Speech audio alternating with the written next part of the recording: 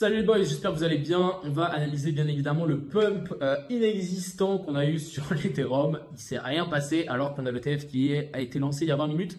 Donc, et là, on est simplement en train de dumper sur le Bitcoin et sur l'Ethereum. On va analyser ce marché, on va voir un petit peu ce qu'on peut faire. On va aussi du coup aller voir 2-3 petites alts qui sont encore une fois assez intéressantes.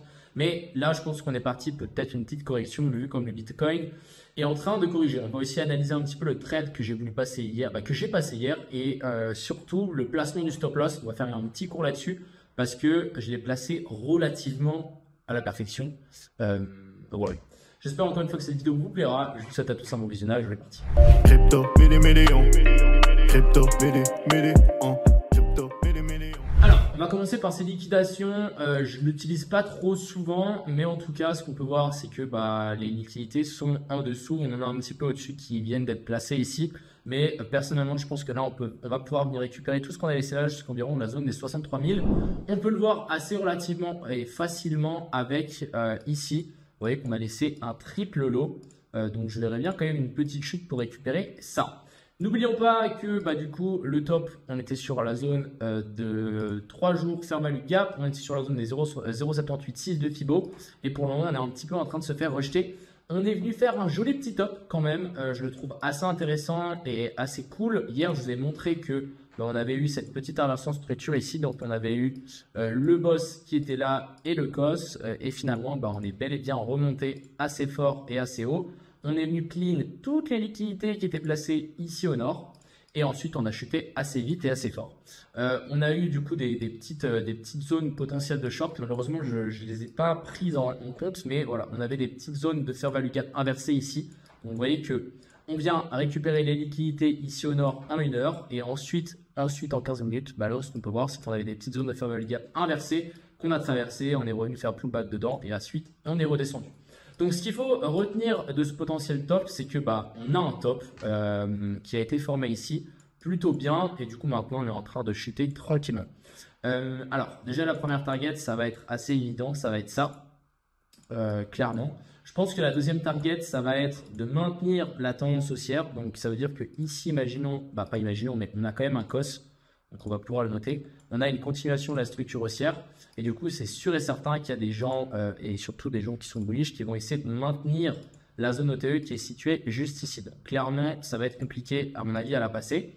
Et ça va correspondre aussi à la zone de fair value gap qu'on a laissé ici à 1 heure. Donc, clairement, on a une zone dure qui commence à partir de la zone des 65 000. Pour moi, je pense que ça va être le premier arrêt, la première target que le Bitcoin va pouvoir nous donner. Ça va être ici la zone des 65 000. Moi, je voudrais bien que le Bitcoin chute encore un petit peu plus bas. N'oublions pas que si vraiment on est dans une structure haussière et que ici on est venu nous faire un niveau plus haut, en fait on va pouvoir corriger tout ce mouvement. Et du coup, si on corrige tout ce mouvement, il faut un retour potentiel vers la zone des 0,108.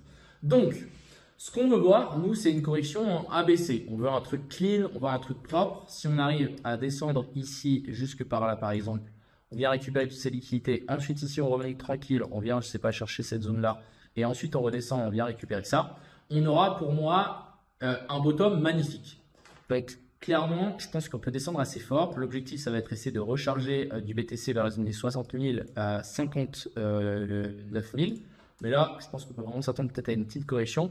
Mais la première zone, ça va être ici. Il va falloir regarder la zone des 65 000, si ça tient ou pas. Si ça tient, ça veut dire qu'on peut continuer à monter et ça veut dire qu'on va vraiment faire une accumulation verticale. On va laisser plein de liquidités et un peu plus tard, on viendra tout récupérer d'un coup assez vite et assez proprement. Et pour le moment, c'est pas trop le cas. Je pense sincèrement qu'on va pouvoir venir récupérer ce qu'on a laissé ici. Et ça correspond aussi aux liquidités. Ça correspond aussi à la zone de fair value gap qu'on a. Alors attendez, je crois qu'on en a une en 3 jours qui est située ici. On doit aussi avoir ici une daily. On a pas mal de zones de fair value gap. On a aussi des zones de fair value gap inversées qui sont là, qui attendent à mon avis d'être comblées. Celle-ci, je pense qu'elle peut être très intéressante. Si on arrive à allonger vers la zone ici des 59 300, ça peut vraiment être excellent. Donc voilà, je pense qu'on va pouvoir continuer à descendre un petit peu plus bas. Je voulais vous faire un petit cours sur le placement du stop loss. Donc hier, j'ai shorté le BTC sur ce niveau-là. Je me suis dit qu'on avait la zone de fair value gap dans laquelle on allait se faire rejeter, étant donné qu'ici on était venu faire un cos. Pas du tout, on est monté beaucoup plus haut. Et regardez que j'ai placé mon stop loss, regardez jusqu'où c'est monté.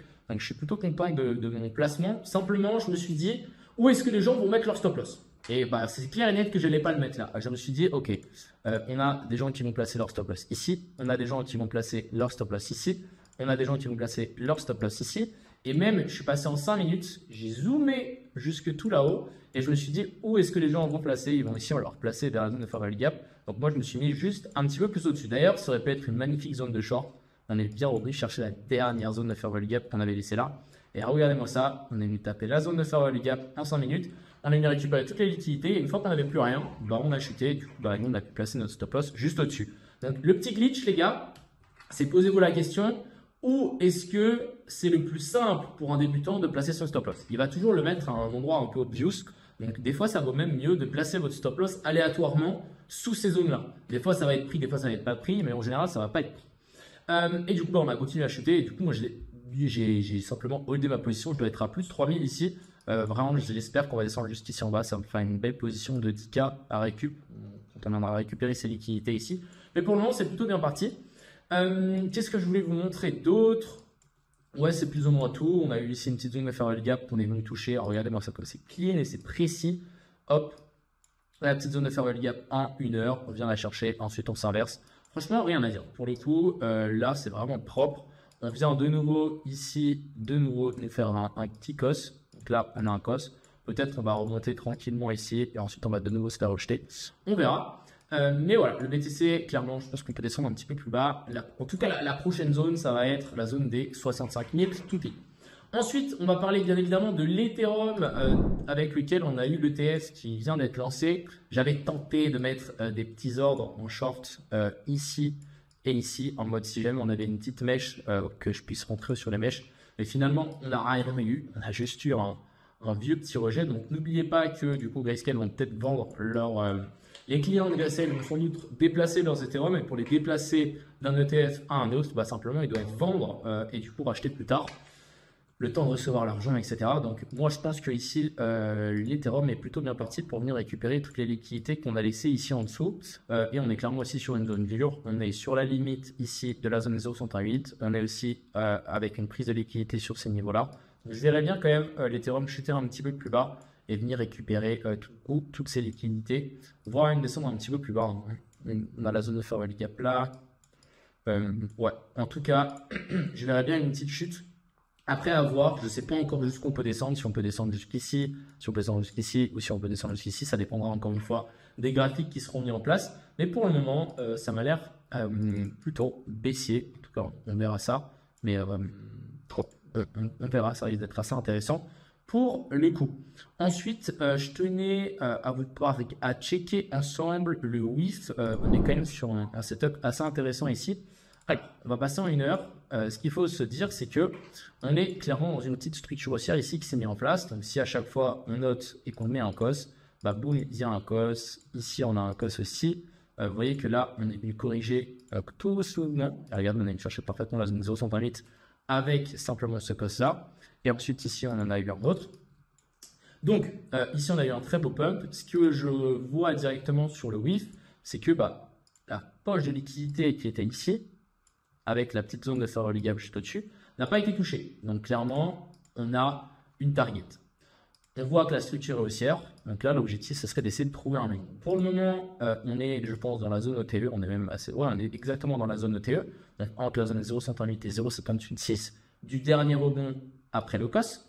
Et du coup, l'objectif ici, ça va être d'attendre qu'on ait un petit setup de long. Alors, pour le moment, on n'a pas de setup. On est juste en train de labourer ici. Je ne sais pas trop ce qu'on fait.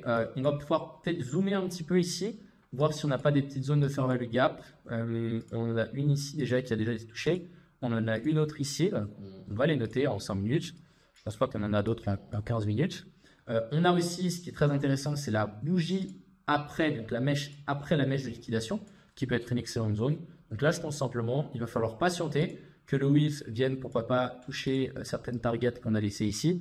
Et dès qu'on aura quelque chose d'assez intéressant, pourquoi pas tenter un rebond. En tout cas, moi, si je vois quelque chose, je le partagerai dans Crypto Pro. Mais voilà, je vous ai donné pas mal d'indices ici sur lesquels on peut essayer de trouver un petit long. Ça peut être très sympa. Et du coup, la target, ça va être ici la zone des 2.9. Voilà un peu le topo. J'espère encore une fois que cette vidéo vous a plu. Ça dépendra. Je pense que le Bitcoin, ça va être très intéressant de le suivre. J'espère vraiment qu'on va chuter encore un petit peu plus bas. récupérer ces liquidités qu'on a laissées ici en dessous. Et puis, bah, moi, je vous souhaite à tous une agréable fin de journée. C'était Crypto Minimum.